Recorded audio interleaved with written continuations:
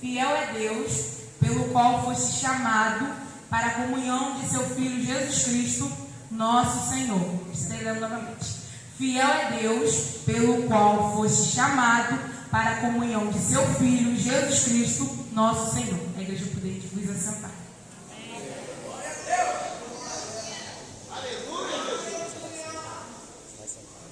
Amém. Nós acabamos de ler esse versículo que Deus, Ele nos chama para a comunhão com o seu Filho Jesus Cristo. E ter essa comunhão é nós abrir a nossa vida para Jesus, para Ele poder governar a nossa vida. Nós damos total liberdade para Ele poder governar a nossa vida. Aleluia. E ter essa comunhão, ela é essencial para a nossa vida. Porque antes de nós fazermos missões, é necessário nós termos uma comunhão com Deus.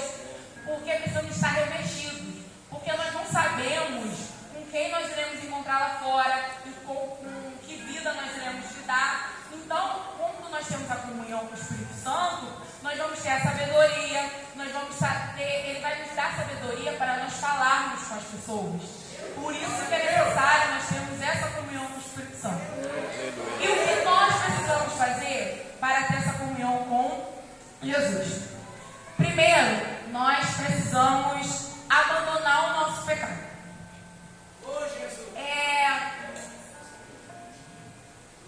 Para voltarmos a ter essa comunhão, quando Jesus, Ele nos cria para nós termos comunhão com Ele. Mas o pecado, Ele nos separou. A Bíblia vai nos relatar que a partir de Adão e Eva, o pecado ele entra no mundo. O pecado ele começa. E nós acabamos perdendo essa comunhão com Deus. Adão ele conversava com Deus todos os dias. Só que Adão peca. Então essa comunhão é tirada. E nós só vamos voltar a ter acesso a essa comunhão quando Jesus ele morre na cruz para nos salvar e o véu do templo ele é rasgado. E aí, para nós voltarmos a termos essa comunhão, nós vamos precisar abandonar o pecado, que foi algo que nos tirou a comunhão.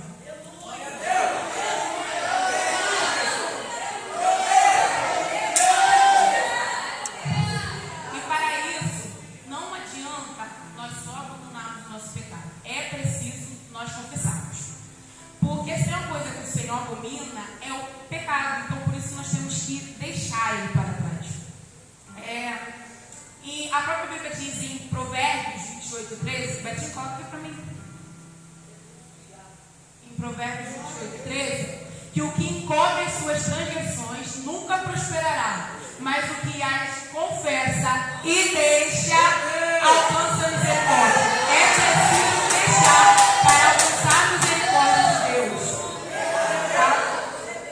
A solução, ela não está em esconder o seu pecado, ela está em confessar. Em 1 João 9, diz que Ele é fiel e justo, que se nós confessarmos o nosso pecado, Ele é fiel e justo para nos perdoar. Você tem que confessar o seu pecado para aquele que é fiel e justo para te perdoar. E esse é o nosso Senhor Jesus Cristo. Então você tem que confessar para Ele. Porque para evangelizar uma pessoa, primeiro é necessário você abandonar o seu pecado. Porque quando você vai evangelizar uma pessoa fora, você vai falar para ela sair da vida errada dela, para ela sair da prática errada dela. E como é que você vai falar isso se nem você conseguiu abandonar o seu? Por isso é necessário você abandonar o seu pecado. Pecar, todos nós pecamos. Mas a diferença está é que enquanto uns se arrependem, outros decidem viver na prática do pecado. Que nós possamos ser esses que se arrependem, deixam o pecado. Amém? Como exemplo, nós temos a história da mulher samaritana. É uma história bem conhecida. E depois que ela tem aquela conversa com Jesus, aquele encontro com o Senhor, depois que ela reconhece o seu pecado, creio eu que ela deixa, porque creio eu que ela era uma pessoa bem conhecida na cidade, e se as pessoas não vissem uma mudança nela, não ia dar ouvido ao que ela tinha para falar. Então, ela deixou o seu pecado e foi evangelizar. E aí as pessoas dão mais valor para aquilo que você fala. Porque vem em você uma conduta, vem em você o brilho do Espírito Santo. E aí eles vão dar mais valor para o que você não fala. O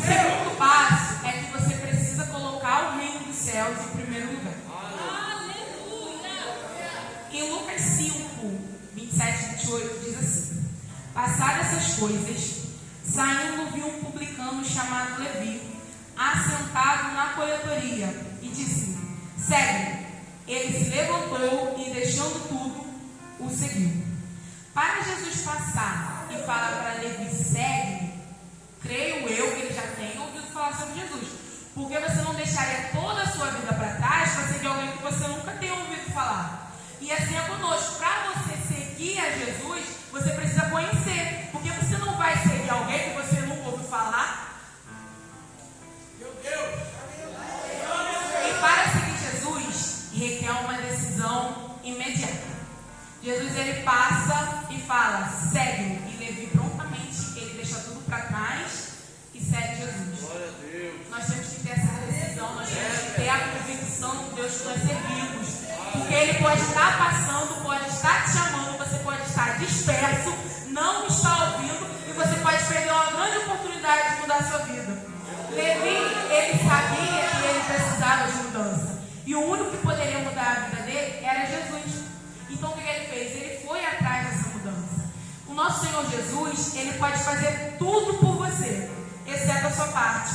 E a parte de Levi era ter deixado tudo para trás. E você que precisa de mudança? O que você tem feito para alcançar essa mudança?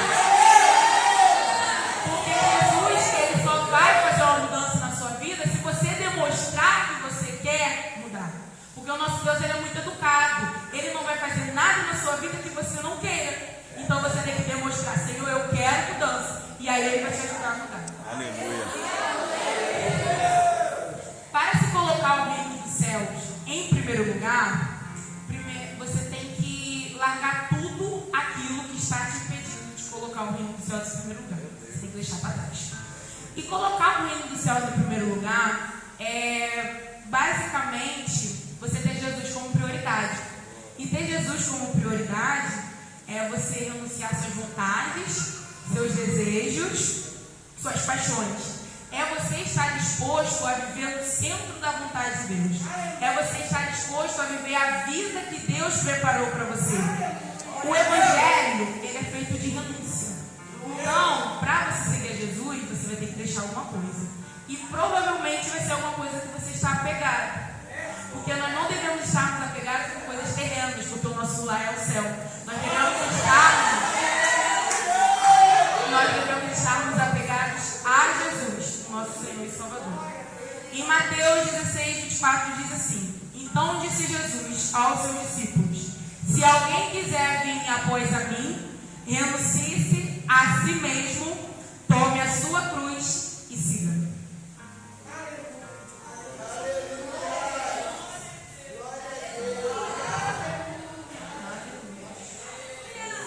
O terceiro passo é que você precisa se aprofundar nas coisas de Deus. É necessário. Para se aprofundar nas coisas de Deus, primeiro você tem que desejar. Foi o que eu falei ali atrás, no outro tópico. Que Deus, ele é educado. Então ele não vai te convidar a ir mais profundo se você não quiser. Primeiro você tem que demonstrar que você quer ir mais profundo. Que aí ele vai te levar mais fundo. Às vezes nós viemos para a igreja, ouvimos os louvores, adoramos a Deus. Até ouvimos que nós precisamos ter uma vida com Deus, precisamos nos aprofundar. Mas se nós não fizermos, não há nada, nem ninguém que nos fará ir mais fundo. Porque quem tem que querer é você que tem que dar o primeiro passo, ter a primeira atitude para ir mais fundo. E para você se aprofundar nas coisas de Deus, você precisa sair da sua zona de conforto. Você tem que orar mais, você tem que jejuar mais, você tem que buscar mais. Você não pode ficar: eu vou pedir a missionária Cristiane para orar por mim, tá bom? Não, você que tem que orar. Você que tem que entrar dentro do seu quarto, fechar a tua porta e falar com Deus. Você tem que mergulhar na palavra, mergulhe sem medo, ora, busca. E quando você estiver na profundidade, você vai ver o quão bom é estar no profundo.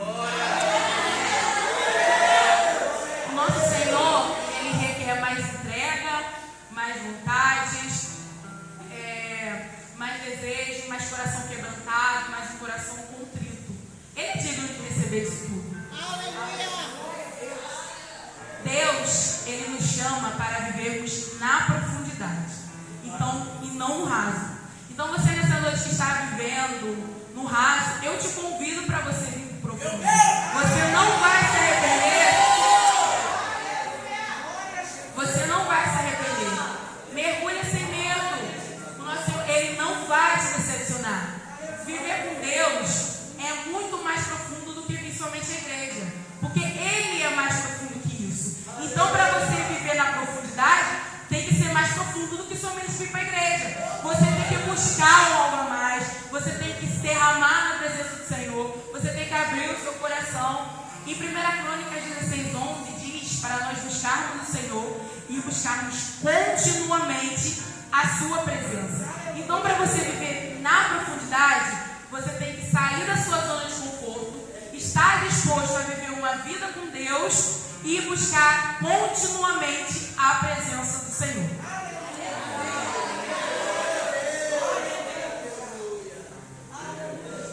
E após você estar aprofundado nas coisas de Deus, você vai sentir um desejo, uma necessidade de contar para o próximo como é maravilhoso viver uma vida com o Senhor, como é maravilhoso sentir a presença do Senhor.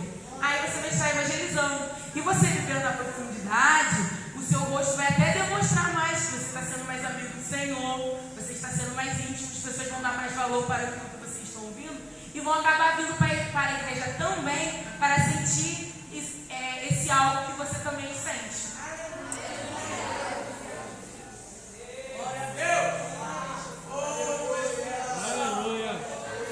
O quarto passo é que você precisa ter uma vida de oração. Não tem como você colocar o reino dos céus em primeiro lugar, abandonar o seu pecado, viver na profundidade, se você não gosta de orar. Porque a oração, ela significa falar com Deus. Quando você ora, você está chamando Deus para conversar. E nada pode substituir a oração. Porque a oração, ela é o único meio de nós conversarmos com Deus. Só temos oração. E quando você quer ser íntimo de alguém, você chama essa pessoa para conversar. E com Deus não é diferente. Você tem que chamar o Senhor para conversar. E essa conversa é pela oração. Em 1 Tessalonicenses 5:17, a Bíblia fala para nós orarmos sem cessar. E orar sem cessar significa orar com persistência e constância. Quando você for orar, você já dobrar os seus joelhos acreditando na vitória. Você já tem que dobrar os seus joelhos disposto a rasgar o seu coração para o Senhor. Orar com fé, orar com autoridade. Não adianta você dobrar os seus joelhos, saber que a oração é arrastada, sem fé, sem foco, sem vontade. Você tem que mostrar para o Senhor que você está feliz por estar naquele momento de oração com Ele. Nós devemos ter uma vida de comunhão com Deus e uma vida de oração. E devemos buscar para isso acontecer. Porque se nós não buscarmos, nada disso irá acontecer. É pela oração que nós nos tornamos sensíveis à voz do Espírito Santo. É pela oração que nós somos cheios do Espírito Santo.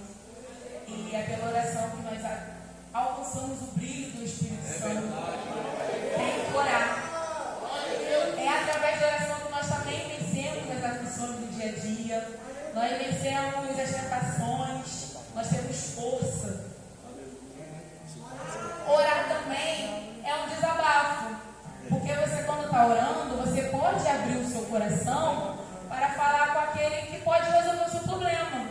Você pode contar as suas dificuldades, os seus sonhos, os seus projetos. Você pode rasgar o seu coração. E depois que você ora, você sente até um alívio. Porque você falou com aquele que pode resolver a sua vida, pode solucionar os seus problemas.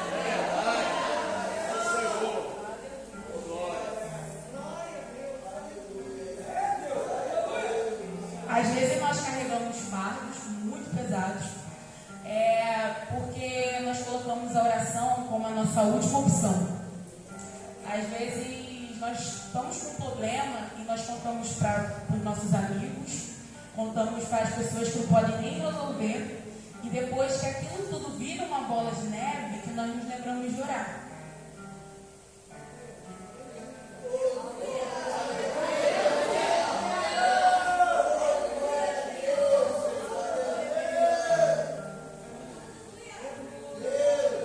Muitas das que a oração ela é uma arma muito poderosa e que ela pode ir muito em seus efeitos. E que se talvez você tivesse tido ela como a sua primeira reação, não chegaria nem ao ponto que chegou o seu problema. Porque você voltou para um monte de gente, foi para um monte de lugar e ninguém resolveu nada para você. Que venhamos sempre ter a oração como a nossa primeira reação e não como o nosso último recurso. Que nós não venhamos deixar as coisas piorar para nós nos lembrarmos de orar.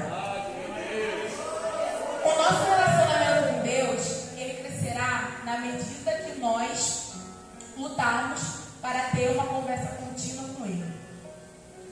E essa conversa contínua é a oração.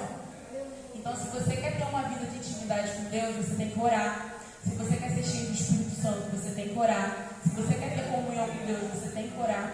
O segredo, ele está na oração. O segredo está em ter uma vida de oração. O crente, ele tem que amar a oração, porque a nossa vida, ela gira em torno da oração. Porque é a única forma que nós temos de falar com Deus, então nós temos que amar orar. Bom, depois que você abandonou o seu pecado, colocou o reino dos céus em primeiro lugar, que você se aprofundou nas coisas de Deus, e agora você também tem uma vida de oração. Agora sim você está pronto para fazer missões. Missões está no coração de Deus.